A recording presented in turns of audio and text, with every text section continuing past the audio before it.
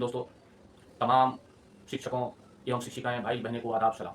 दोस्तों, इन दिनों स्थानांतरण और पदस्थापन शिक्षकों का यह बहुत बड़ा साजिश का शिकार हो रहा है। अब कहिए कैसे? तो बिहार सरकार ने यह विशिष्ट शिक्षक नियमावली के अंतर्गत जो सक्षमता परीक्षा से उत्तीर्ण हुआ है, जो शिक्षकों लोग शिक्षिकाएं लोग, उनको साजिश का शिकार बना दिया है। अब पता नहीं नियोजित शिक्षकों से क्या दुश्मनी है, मुझे याद आ रहा है, वही मैं बताऊंगा और आज मैं विस्तार से मैं बता रहा हूँ। देखिए, 2003 में 2004 में शिक्षा मित्र की बहाली हुई थी और शिक्षा मित्र के फिर जो है नियोजित शिक्षक बनाया गया। ये साजिश का शिकार कैसे हो? नीतीश सरकार ने शिक्षकों को, शिक्षक शब्द का और शिक्षकों को अस्तित्व समाप्त करना चाहती है, बल्कि समाप्त कर दिया। कैसे? पहले शिक्षा मित्र हुआ, उसको समाप्त कर करके नियोजित शिक्षक बना और नियोजित शिक्षक बना, नियोजित शिक्षकों को बहाली हुआ तो इससे पहले नियमित शिक्षकों का पद समाप्त कर दिया। देखिए कितना बड़ा जो है, और माने अनइम्प्लॉयड को इम्प्लॉयड देने में हुआ पूरा बिहार में बना दिया। नियमित शिक्षक का पद समाप्त कर दिया, नियोजित शिक्षक बनाया और नियोजित शिक्षकों के बाद जो है पात्रता परीक्षा लिया, फिर उसके बाद दक्षता इम्तहान लिया। तरह समय जैसे जैसे बीतता गया वैसे समय। देखिए नियोजन शब्द कहाँ से लाया? ये इनके दिमाग का प्रोडक्ट है, नीतीश कुमार के दिमाग का प्रोडक्ट है। और शिक्षकों जो नियमित शिक्षक था वो पद ही समाप्त कर दिया। अब इन दिनों जो विशिष्ट शिक्षक नियमावली के अंतर्गत जो सक्षमता इम्तहान दिया गया है, उसके अंतर्गत जो अपॉइंटमेंट हो रहा है, बड़ी अफसोस की बात है, बहुत चिंता की बात है, सोचने वाली बात है कि सेवा निरंतरता नहीं दे रहा है और औपबंधिक औपबंधिक ज्वाइनिंग करवा रहा है, मतलब प्रोविजनल ज्वाइनिंग करवा रहा है।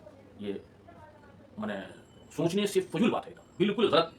ये सेवा निरंतरता नहीं दिया जा रहा है, ये बहुत ही अफसोस की बात है। क्या कारण है कि नियोजन इकाई के पद को समाप्त करते हुए विशिष्ट शिक्षक नियमावली के अंतर्गत ला करके और इन्होंने प्रोविजनल ज्वाइनिंग करवा रहा है। सबसे बड़ी बात है, क्या कारण है कि जब 22 तारीख को ऑनलाइन ई शिक्षा कोष ऐप पर अप्लाई करने का 22 नवंबर तक का डेट था और उसके अंदर 20 ही नवंबर को ज्वाइनिंग लेटर सबको दे रहा है, औपबंधिक सेवा निरंतरता नहीं। इनके दिल में बहुत बड़ा खोट है और बहुत बड़ा ये जख्म है।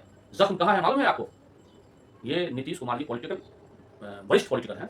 जब बहाली हुआ था आप सभी का 2006, 7, 8, 9, तो हमको याद है 10-11 में जितने शिक्षक संघ हैं वो अपनी मांग को लेकर के, नियोजित शिक्षक अपनी मांग को लेकर के नीतीश सरकार को अपदस्थ कर दिया था। यानी जहां जाता था नीतीश कुमार वहां गिरा होता था। यहां तक के चप्पल जूता भी उनके स्टेज पर बरसा। पता नहीं चप्पल जूता जो है उनके स्टेज तक पहुंच गया। वह वैसे शिक्षकों का निलंबन भी हुआ, लेकिन फिर निलंबन टूट गया। वह दिल में उनका घाव है, जख्म है। यही जख्म को करने के लिए सबको समझिए कि पद समाप्त कर रहा है। शिक्षकों का अस्तित्व पर गया, शिक्षक का अस्तित्व ही समाप्त कर रहा है। मैं कह रहा हूं नियमित शिक्षक, अब वो नियमित शिक्षक नहीं, विशिष्ट शिक्षक ला करके राजकर्मी का दर्जा देकर के आज 20 साल 15 साल का जो है अनुभव समाप्त करके नया ज्वाइनिंग करवा रहा है, उसमें भी औपबंधिक प्रोविजनल ज्वाइनिंग, टेम्पोररी ज्वाइनिंग, फिर आपको परमानेंट का ज्वाइनिंग होगा।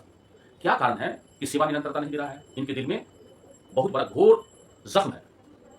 इसलिए मैं तमाम शिक्षकों को आह्वान करते हुए, ध्यान आकृष्ट करते हुए कहना चाहता हूं कि आप समझदार हैं, आप निर्णय खुद लीजिए।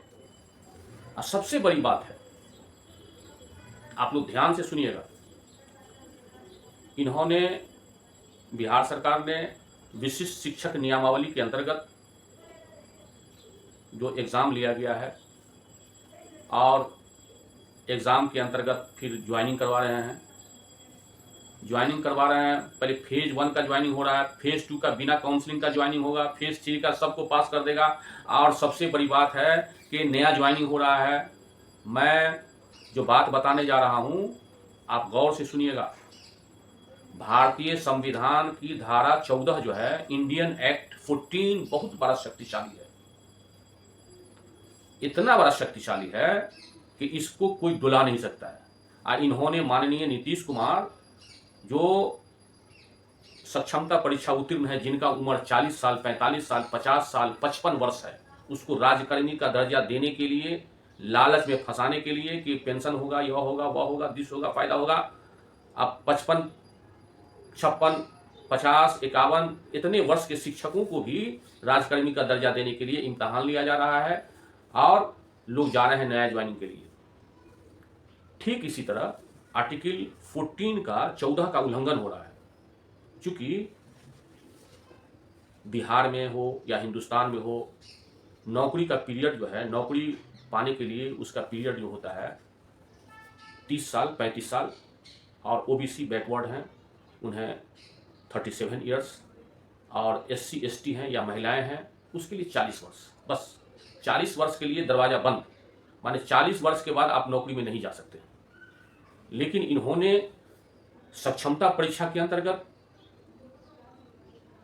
उसमें विशिष्ट शिक्षक बनने के लिए 42 वर्ष को भी ज्वाइनिंग करवा रहा है, 45 वर्ष को भी ज्वाइनिंग करवा रहा है, 58 वर्ष को भी ज्वाइनिंग करवा रहा है। यहाँ पर भी भारतीय संविधान की धारा 14 का उल्लंघन है, क्योंकि यह जो बाबा भीमराव अंबेडकर जो कानून बनाया था वह कानून अभी तक चल रहा है। 30 वर्ष, 35 वर्ष, 37 वर्ष और 40 वर्ष SC ST के लिए, इतना तक आप अप्लाई कर सकते हैं, नौकरी में जा सकते हैं। लेकिन इन्होंने, नीतीश कुमार ने 50 वर्ष को भी ज्वाइनिंग करवा रहा है, 55 वर्ष को भी ज्वाइनिंग करवा रहा है, नया ज्वाइनिंग हो रहा है, नया, न्यू, बिल्कुल न्यू। तो फिर 2 आदमी 4 आदमी जनहित याचिका अगर हाईकोर्ट में करेगा कि माननीय जस्टिस महोदय, भारतीय संविधान के अनुसार नौकरी में जाने के लिए उम्र सिर्फ और सिर्फ मैक्सिमम 40 वर्ष होता है। नीतीश सरकार ने 45 वर्ष, 42 वर्ष, 50 वर्ष का नियुक्ति किया है, जबकि हम लोग भी 45-50 वर्ष के हैं और हम लोगों को अप्लाई करने का अधिकार नहीं दिया गया, जिससे भारतीय संविधान की धारा 14 का हनन हुआ, जिसमें बराबरी का अधिकार है वो हनन हुआ। इसीलिए यह बहाली अवैध है। बाकी सब जो लोग नियोजित शिक्षक में जो तरफ करके जाएंगे विशिष्ट शिक्षक बनने के लिए, और जिनका उम्र 40 से ज्यादा उम्र है, सबका नौकरी खत्म, अवैध। दूसरी सरकार आएगी तो वो कहेगा कि बहाली अवैध है, सब हट जाएगा। इसीलिए नियोजित शिक्षक जो अपने पद पर हैं वो बने रहें। हमारे सुझाव से, अगर आप देख लीजिए, कानून देख लीजिए, आप तो हमसे ज़्यादा समझदार हैं और जितने शिक्षक हमसे ज़्यादा विद्वान हैं, लेकिन जो सच्चाई है, मैं एक बार फिर दोहराना चाहता हूँ कि मैं बिहार विधानसभा सचिवालय में तृतीय पद पर नियुक्त था 1990 से लेकर 1996 तक। इसमें कुछ लोगों ने हाईकोर्ट में जाके केस किया कि इन लोगों का जो बहाली हुआ है तो भारतीय संविधान की धारा 14 का उल्लंघन हुआ, चूंकि न कोई अप्लाई हुआ, न अप्लाई करने का मौका मिला। हम लोग अप्लाई होता तो हम लोग अप्लाई में करते, इसलिए भारतीय संविधान की धारा 14 का उल्लंघन हुआ। हाईकोर्ट ने नोटिस भेजा तो गुलाम सरवर शेर, बल्कि मैं कहूँगा शेर हिंदुस्तान, वैसा बोल्ट आदमी, चूँकि वो एडिटर भी थे पेपर का, संगम पेपर का, उर्दू संगम पेपर का एडिटर भी थे और लॉयर भी थे और बड़े एडवोकेट भी थे, विद्वान भी थे और मर्द का जुबान बोलने में बोल्ट थे। उन्होंने कहा कि मैं हाईकोर्ट नोटिस जो आया तो मैं हाईकोर्ट का नोटिस नहीं मानता हूं, हाईकोर्ट हमारे जूते के नीचे है, मैं कोर्ट से बड़ा हूं। चूंकि सरकार 3 होता है, न्यायपालिका, विधायपालिका, कार्यपालिका।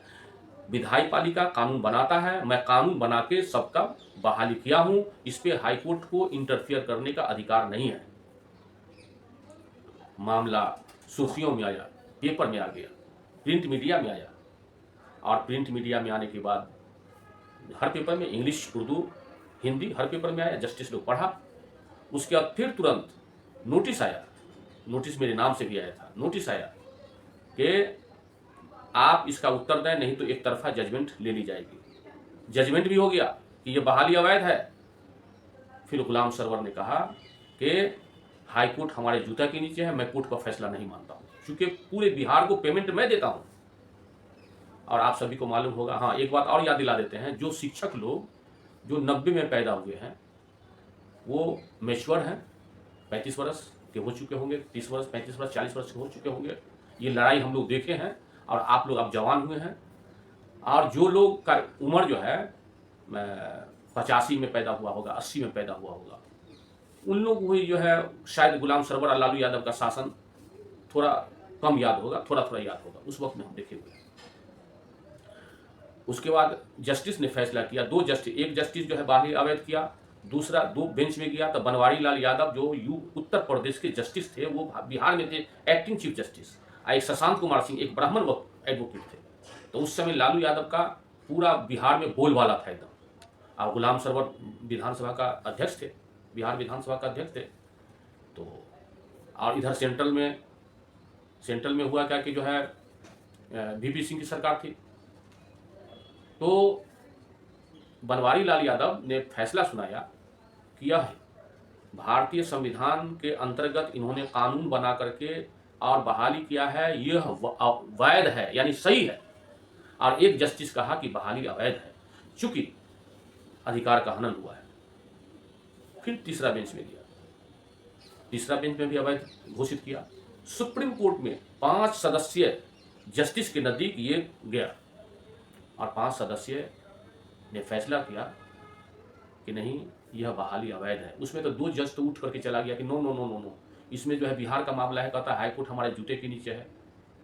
और उस वक्त में टीएन सेशन जो है, चुनाव आयोग जो था टीएन सेशन, वह पहले ही अधिसूचना निकाल दिया इलेक्शन का। पहले चुनाव आयोग को भी नहीं कोई जानता था, लेकिन टीएन सेशन के वक्त से चुनाव आयोग को जान गया, क्योंकि वो नियम कानून बनाने लगा कि पहचान पत्र से इलेक्शन होगा। लोग उस वक्त का ऐसा जहन के थे कि पहचान पत्र कभी मुकम्मल पूरा होगा ही नहीं।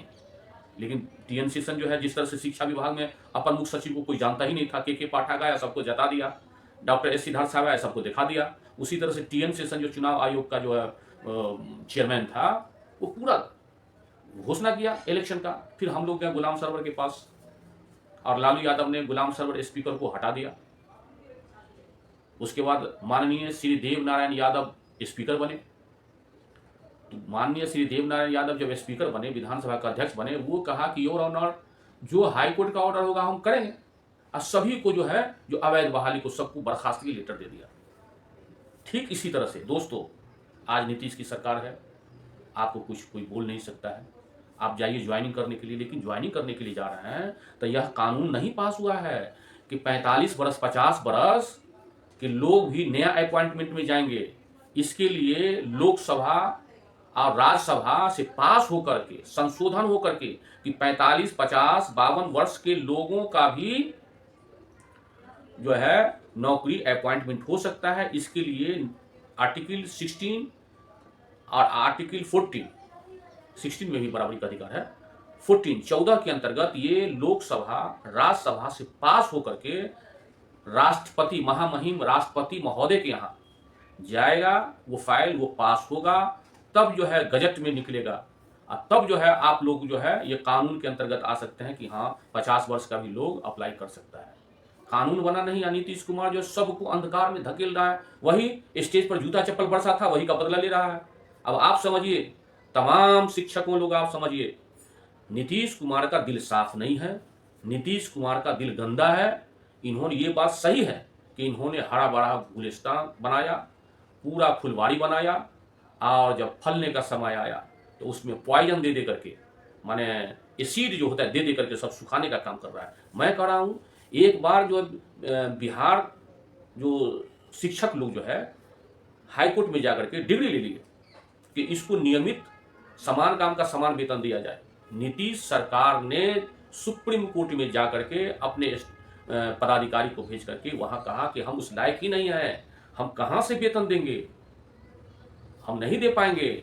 वहां से डिसॉल्व फैसला करवा दिया। और हाँ, आप विशिष्ट शिक्षक नियमावली के अंतर्गत आप सेवा निरंतरता रिलीव, एक होता है रिलीव, मैंने प्रमाणित किया जाता है कि फलाना सोहन कुमार पिता फलाना ये पद में, ये स्कूल में थे, इनको स्थानांतरण करते हुए सेवा को निरंतरता कंटिन्यूअस करते हुए इसको फलाने स्कूल में स्थानांतरण किया जाता है। वो ठीक है, कहीं कोई दिक्कत नहीं। कहा गया है, एक कहावत है कि तार पर से गिरा था खजूर पर लटक गया, और खजूर पर से गिरने का डर रहता है। खजूर पर भी आप लोग लटकने वाले नहीं हैं। नीतीश कुमार लोभ दे करके, राज्यकर्मी का लोभ दे करके आप लोग को तार पर से सीधे जमीन पर गिरा रहे हैं। सोच लीजिए, बहुत सी जगह से खबर आया है कि सेवा निरंतरता के वजह से, जो सेवा निरंतरता नहीं दिया जा रहा है, इसी कारण से लोग बहिष्कार कर रहे हैं ज्वाइनिंग लेटर का। क्यों नहीं दिया जा रहा है? ये सरासर गलत और तमाम शिक्षकों के लिए अन्याय है, जुल्म है। मैं कहना चाहता हूँ, बहुत अच्छी बात कहना चाहता हूँ, लेकिन दोस्तों इससे पहले मैं कहना चाहता हूँ कि यह राइन फैमिली चैनल तमाम शिक्षकों का है, और इसमें 95% सिर्फ और सिर्फ शिक्षकों की सपोर्ट में, शिक्षकों का वकालत, शिक्षकों को सुझाव देता है और शिक्षकों से सुझाव भी लेता है। यह चैनल को किसी कहीं से सहयोग नहीं मिलता है, एडवर्टीजमेंट से वगैरह से कहीं सहयोग नहीं मिलता है। आपके सहयोग से अल्हम्दुलिल्लाह, अल्लाह का शुक्र है कि 12,000 साढ़े 12,000 से ज़्यादा सब्सक्राइबर हो गया। मैं नहीं सोच सकता था कितना बड़ा हमारा चैनल होगा, लेकिन अल्लाह पाक का शुक्र है और आप सभी का दुआएं हैं, आशीर्वाद है कि यह चैनल बड़ा हुआ है। और इंशाअल्लाह हमेशा भारतीय संविधान के अनुसार मैं हमेशा आपका आवाज़ बुलंद करूंगा, आपकी आवाज़ के साथ लड़ूंगा। इसलिए आप हमारे चैनल को सब्सक्राइब जरूर कीजिए और तमाम शिक्षकों को यह स्थानांतरण मैंने शेयर कीजिए, तमाम शिक्षकों को यह शेयर कीजिए। दोस्तों अब मैं बता रहा हूँ कि इन्होंने बीपीएससी शिक्षकों का बहाल किया। अब बीपीएससी शिक्षकों को बहाल करने के कारण बीपीएससी शिक्षकों को भी अंधकार में रख दिया। नाम है बीपीएससी शिक्षक और उसका बेसिक कम है, उसको 35,000, 36,000, 37,000 मिल रहा है, बल्कि बीपीएससी शिक्षकों को तो मिलना चाहिए था, 1 लाख मिलना चाहिए था। ठीक इसी तरह से अगर सेवा निरंतरता दें तो ज़्यादा वेतन मिलेगा, लेकिन अभी फिर जो बेसिक वेतनमान, जो नया अपॉइंटमेंट जो में जा रहे हैं, वो उसको बेसिक वेतनमान मात्र 25,000 रुपया है। जितना बीपीएससी शिक्षकों को वेतन मिल रहा है उतना ही मिलेगा, माने जितना वेतन मिल रहा है उससे 10,000 से कम जाएगा, 9,000, 8,000 कम जाएगा। तो सरकार का ये साजिश है, आप लोग साजिश में नहीं फंसिए। और वैसे आप हमसे ज़्यादा बुद्धिमान हैं, आपको जो आप समझ वो कीजिए, लेकिन इतना तो मैं जोर देकर के जरूर कहूँगा कि सेवा निरंतरता चाहिए, नहीं तो सरकार का साजिश के शिकार हो जाइएगा, आप बच जाइए। जानते हैं भारतीय संविधान के अनुसार कोर्ट का रूल है कि जिसका कंटिन्यूअस 240 दिन हो जाएगा, यानी 8 महीना अगर कंटिन्यू नौकरी कर लेता है, वेतन उठा लेता है, उसको ये प्रावधान है, कहीं भी कोई आपको बुला नहीं सकता है, आप परमानेंट के अधिकार है। आज तो है आपका 20 वर्ष, 15 वर्ष, 10 वर्ष पूरा नौकरी को जो ब्रेक करते हुए ये प्रोविजनल जो है ज्वाइनिंग करवा रहा है। ये सरासर अन्याय है। एक तो माननीय नीतीश कुमार जी सेवा निरंतरता नहीं दे रहा है, शिक्षक का औचित्य समाप्त कर दिए, नियमित शिक्षक का पद ही समाप्त कर दिए, उसका पेंशन ही समाप्त कर दिए। इसलिए दोस्तों आप हमारे इस वीडियो को जरूर शेयर कीजिए और तमाम शिक्षकों को ये मैसेज पहुंचाना चाहिए। इसके साथ मैं अपनी बात खत्म करता हूँ। इजाजत दीजिए। जय हिंद, जय भारत।